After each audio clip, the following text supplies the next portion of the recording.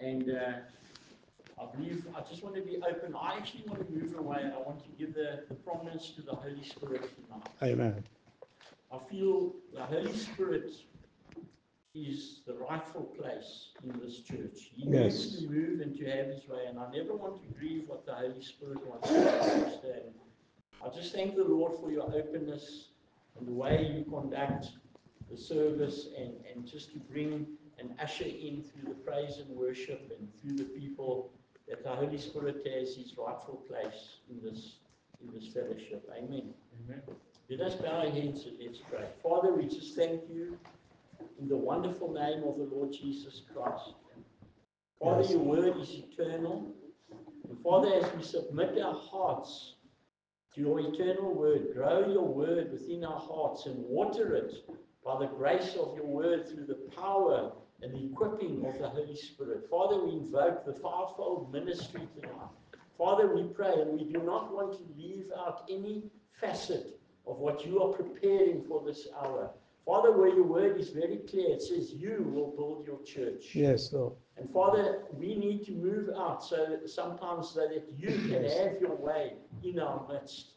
Build your church, have your way, Father, in the wonderful, precious name of the Lord Jesus Christ. Holy Spirit, we welcome you here truly tonight. Help us not to grieve what you want to do in our midst tonight.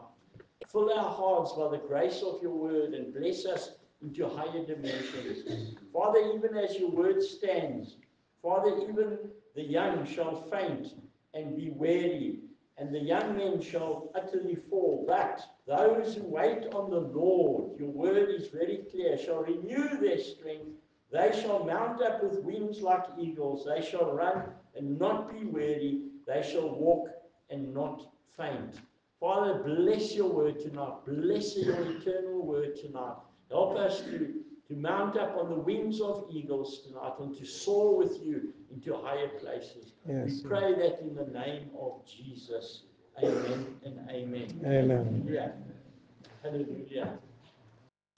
Hallelujah. Father, we have no greater love but the love that you engross us with. Yes, Lord. Amen. Hallelujah. Amen. I brought something along tonight, and I just felt the Holy Spirit was emphasizing it on my heart to share and impart to you tonight. I brought something that we're all familiar with. Who knows what this is? It's a glove. Amen. And you know, this glove is very sloppy without a hand in it. Amen. There's nothing inside of it, and it can fall anywhere. It can blow away with the wind because it hasn't got a firm hand in it. But you know, this glove has been made in the image of your hand. Amen. Amen. Now the Lord says that every one of us has been made in his image. Yes, Amen. amen. But there's something that's going to take place when we are made in the image of God. And he's given us a free choice. Thank God for that. So we have the choice of whom shall we serve? Who are you going to serve? Amen. And we can only make one good choice, and that is for me and my household, we will serve the Lord. Amen. And the Bible says something very clear about serving the Lord. Amen. The Bible says that as we are made in his image, there's something that needs to take place. We must become born again. Amen? Yes, amen. Now, what happens to somebody that becomes born again? You see, your body is the temple of the Holy Spirit, just like this glove. So this glove has been made in the image of your hand, and the Lord says you'll be made in his image. So when we take on the image of God, something happens. The hand fits into the glove. So the Lord wants to come into your body, the image of who he's made. He wants to come inside of you. Now that glove can move, it can do what it needs to do. Amen. But something takes place, and I want to read it to you from the word. Listen what it says. Fear not, for I am with you. Amen. The Lord says he sticks closer than a friend. When he comes into your heart, he actually becomes just like this glove, the skin on your hand. Amen? But he's on your whole body. Fear not, for I am with you. Be not dismayed. Do not be discouraged. For I am your God. I will strengthen you. just like this glove with my hand in it. It can move. I can do what I need to do with it. It's strength. So when the Lord comes into your heart and into your body, He gives you His strength, just like this glove. He gives it eternal strength. Yes, I will help you. I will help you. So just like the Holy Spirit comes into your body, He says, I will help you. I will uphold you with my righteous right hand. Yes, Hallelujah. amen. So when the Holy Spirit comes into you, He holds you up with His righteous right hand. Yes. Hallelujah. Greater is He who is in you. My question to you tonight, who is in your life? Who is fulfilling your life tonight? Yes, amen. Amen. You see, when the Holy Spirit comes into you, nothing else should fit.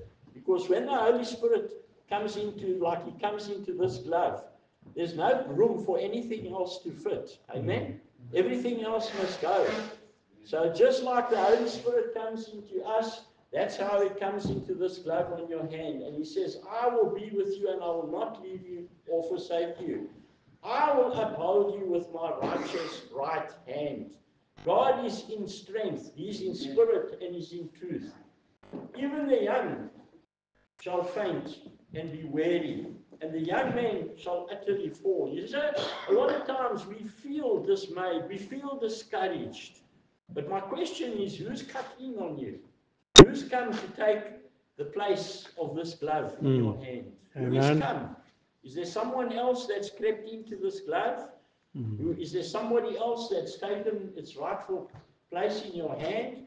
Be careful what you entertain. Be careful what you're listening to. Be careful what you are confessing. Yes, amen. For you have the power of word in your tongue, of life and death. Your tongue is more powerful than an AK-47. Your tongue is more powerful than an atomic bomb, because the Bible says that you have the power, even if you have the size of a mustard seed upon your tongue, you can ask for this mountain to be moved by the Spirit. Amen? And it will literally move. You can move mountains. You have the power of a mountain shifter upon your tongue. You can move those mountains by the Spirit and the wisdom of God. The Lord says, fear not, for I am with you. Do not be dismayed. Do not be discouraged. Yes. For I will uphold you, says the Lord, Amen. with my righteous right hand. You see, the Lord wants us to mount up and to soar in the Spirit, just like the eagles do. You see, an eagle is something that locks in. It's got huge wings. And as it locks in, it just holds its wings, and it actually elevates itself on the cliffs of the mountains where the currents actually lift it up, and it locks in and it rests itself in the wing. But there's something that comes and torments it. And from time to time, a crow will come and try and distract that eagle. And he will try and fly at him. But you know what the eagle does? He mounts up in the wings and he takes himself higher in the current of the wind until that crow cannot reach where it is. And that's what the Lord wants us to do. When we get in the place of discouragement, of fear, the Lord wants us to mount up on the wings in the Spirit. And we need to rise ourselves up in the prayer closet. Yes, amen. Because the Bible says it's not by might, it's not by power, but it's by my Spirit, says the Lord. So when you mount up in your prayer closet, and God rises you up into high places in the spiritual realm. Yes, amen. Yes, we are on the earth, we are in the earth, but you know what? When we become born again, we're not part Of the earth. of the earth. We are in spirit and we are in truth. Amen. Okay? So don't allow the enemy, the crows, the hawks, and those things to come and distract you, the little things that are trying to torment us. Yes. Amen. And saying, oh no, you'll never amount to anything. No, no, no, no. You rise up in the wings of an eagle, and through that the Lord will lift you up into currents of the wind. Amen. You see, the word of God is so powerful. You shall seek them, and you will find them. Those who contend with you, those who war against you, shall be as nothing. The Lord has got a promise for us in His word that when we mount up and we rise up in the Spirit, God has got a place where He hides us in the clefts and he keeps us safe by the Spirit and the wisdom of God. Amen. So contain yourselves and hold yourselves up high in the presence of the Lord. Now, I want to encourage you with something this evening. You see, the Bible speaks about the fivefold ministry. There's a place on this hand, just like I've got it in here. When you put your hand into God's hand, something starts to happen in your life. First of all, on your little finger, and I love to use this as an illustration. And this is the church. You are the church. You are the body of Christ. And God wants to grow you. You see, he wants to grow you in spirit and in truth. And he wants to grow you in his wisdom. He wants to anoint you in his power, in his presence. And he wants to clothe you with righteousness and right standing. And the Bible says that you must not neglect the gifts. When the pastors, the elders laid their hands on you and they prophesied over you, do not neglect that gift that God first gave you when you came into the church. And I'm sure many of you can remember when you had a life-changing experience, when you came to God's house. You'll never forget it. In fact, I can remember it. Amen. And I would encourage you, allow the Holy Spirit to come and to take you into those wonderful places. So, the Bible says you must desire the gifts. There are many gifts. So firstly, we have teacher, the little finger. Now, I was a teacher for many years. Amen. I think most of you know where I was at school, Baysville. Amen. So the little finger is the one that can get into your ear. The teacher will always get into your ear and say, no, you can't do it. You know, don't call yourself dumb or this or that. You know, you are very clever. And he scratches in your ear. So the smallest finger is teacher. This is the fivefold ministry. Amen. Then you've got the pastor. You've got the pastor of the field. You've got a pastor. Amen. And he is the one that takes care of the sheep. Okay. So we are all sheep tonight. Right? We're all sheep tonight. Because we're listening now, because the pastor's here and he's the shepherd over the sheep. So, that is the one that is very close to God's heart. King David was the greatest shepherd that walked. Amen? The Bible says that he even took the lamb out of the lion's mouth. He was so strong when the power and the anointing of God came upon him. He had the strength that far superseded the lion, and he took the lion by its scuff and he pulled the little lamb out of its mouth and he took it away. And that's how the pastor is so over your souls here tonight. He wants to rescue you from the devil's clutches, and he wants to get your wool all nice and white, ready for the bride, the soon coming king, just like you heard him here. Rumors of earthquakes, rumors of wars, yes, those things are all going to take place, but he's encouraging you not to scare you, but to stand bold in the place of the word of God and say, yes, these are the signs. You see, the shepherd will always lead his sheep to the rightful place and say, watch out, these are signs that are coming and you need to be aware of it. That is the shepherd. And that is the one that is so close to God's heart. That's the ring finger. That's the one when you get married, okay, the unbreakable ring. That's when God, he holds on to the shepherds and he says, you are my right hand, I'm married to you, are the bride, you are the one that's coming, Lord, coming to fetch the church very soon. So the shepherd of the flock is the one that's got the ring finger. The next one, and we've got one sitting at the back here, he's looking at me, Pastor Kevin. He's not a pastor, he's an evangelist. The evangelist is the longest finger on your hand, okay? He is the one that stands out the highest, on the highest mountain. He's the one that's elevated from the high mountain, shouting out to all the fold, everyone, get your life in order.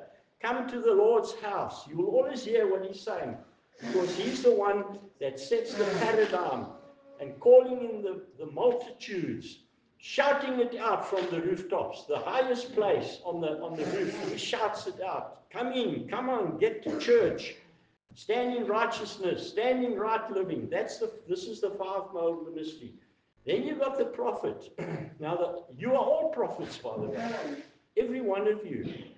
You see, prophet, priest of the house, and then the next one is the king. So when you bring your finances to your wife, you share it amongst your children, you are the king. The king is the one that shares the spoil of what you've plundered for the day. Amen. So those are I'm just letting you into what the fold is about. So you've got the prophet, you are the prophet of the house, you're the one that must see into the tomorrows. You are the one that must point your finger and say, it shall be done this way, and we're going to walk in this way, and we're going to stand in righteousness. Amen? So you're the prophet. You are the leader of your house. Prophet, priest, king. Don't forget that.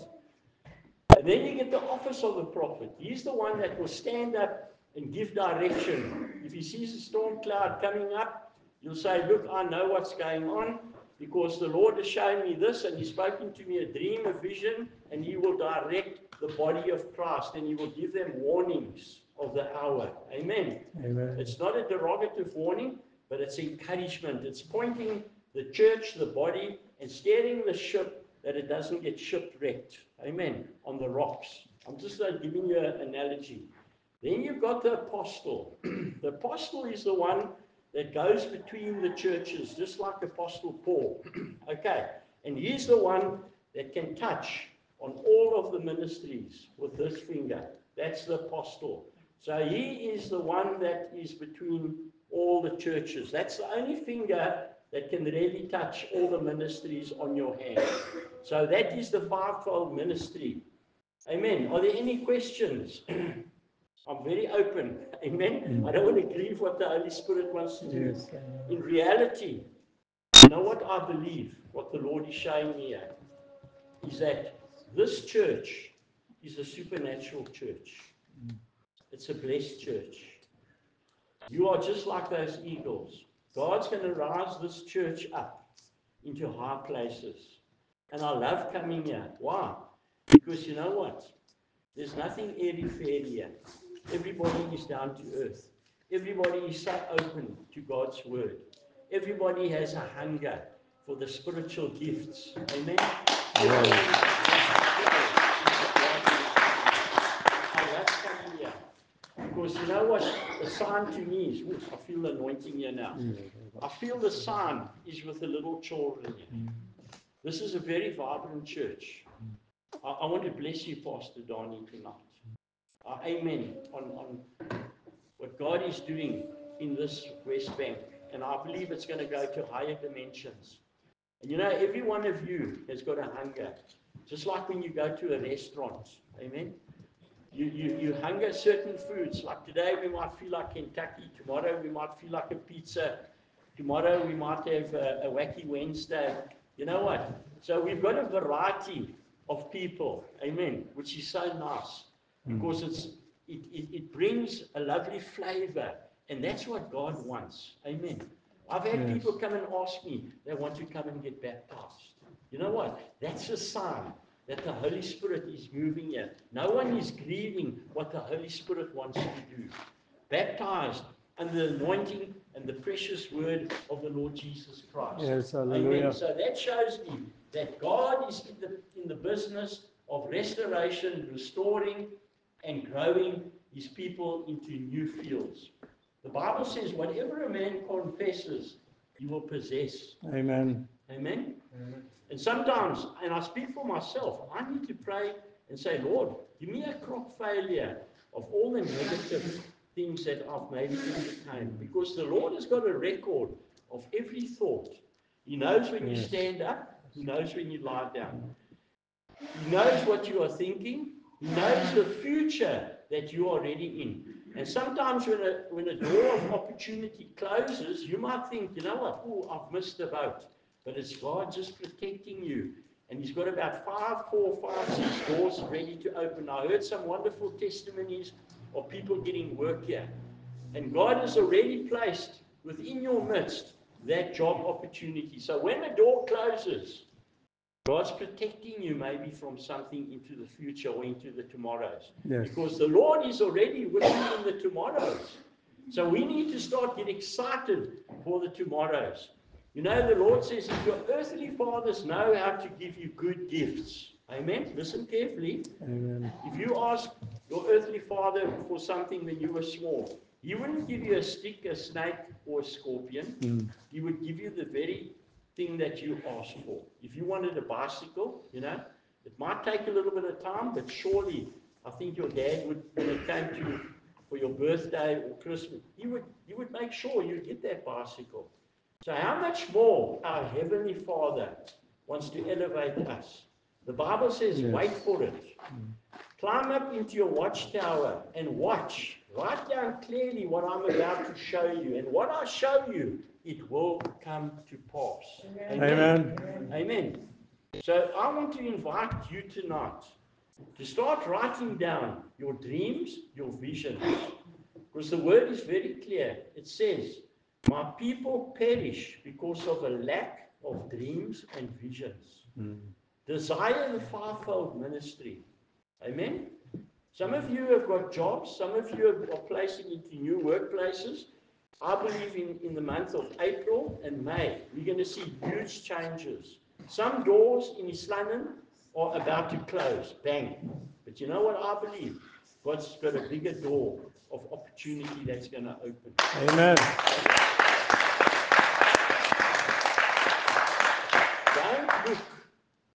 Don't look for 1 minute at the negative things that are happening around us, because God is in the business of restoration. Yes, hallelujah. And He's bringing things to righteousness and right living. You'll start to notice that there are a lot of things that I'm going to say are starting to be exposed in leadership, in our governments, in our parties. There are things that are starting to come out. I don't know if you've noticed that. There are things that are starting to be exposed. Why does that happen? So that people can start to deal with the wrongs, to bring in the corrections. It's got to be made right. Amen. So if something is wrong, God is in the business of restoring it and bringing restoration back to what has to be made right.